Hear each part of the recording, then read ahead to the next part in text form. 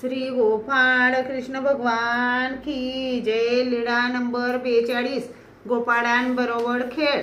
सर्वज्ञ रस्त्याने जात होते तेव्हा गायी राखणारी मुले एकमेकांच्या पाठीवर बसण्याचा खेळ खेळत होते। सर्वज्ञांनी त्यांना विचारले, गोपाळांनो, आम्ही तुमच्यात खेळायला येऊ का? मुलांनी मोठ्या आनंदाने म्हटले, यावे जी। मग सर्वज्ञ त्यांच्यात खेळू लागले।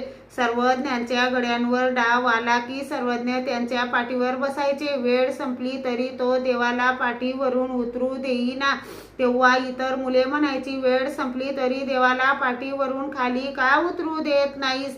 त्याने म्हटले, माझ्या पाठीवर देव बसले त्यामुळे मला आनंदच होत आहे। तेव्हा दुसऱ्याने म्हटले, देव हो माझ्या पाठीवर बसा ना।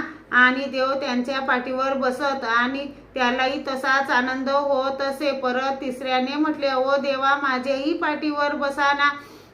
आणि सर्वज्ञ त्यांच्या पाठीवर बसत व त्यालाही आनंद यायचा। मग हाच खेळ सुरू झाला। असे देवांबरोबर सर्व गोपाळ खेळले। नंतर गोपाळांनी शिदोऱ्या सोडल्या व एकत्र काला केला। मग त्यांनी सर्वज्ञांना म्हटले, या हो देवा, जेवूया। आणि सर्वज्ञांचे त्यांच्या बरोबर जेवण झाले। नंतर तेथून निघाले। मग गोपाळ आपसात सुखानंदाची प्रशंसा करू लागले। एक म्हणू लागला, अरे माझ्या पाठीवर ज्यावेळी देव बसले त्यावेळी मला किती किती सुखानंद येत होता, तुम्हाला काय सांगू। दुसराही तसाच म्हणायचा। तेव्हा रस्त्याने एक संन्यासी जात होते।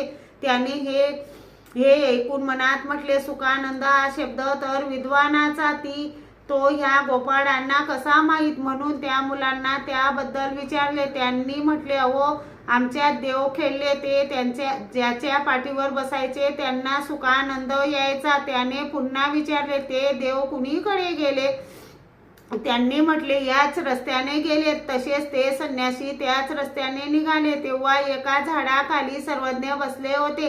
तेथे जाऊन त्याने सर्वज्ञांना दंडते घातले, श्रीचरणा लागला आणि त्यालाही विद्या सामर्थ्याने अकृत्रिम आनंद येऊ लागला।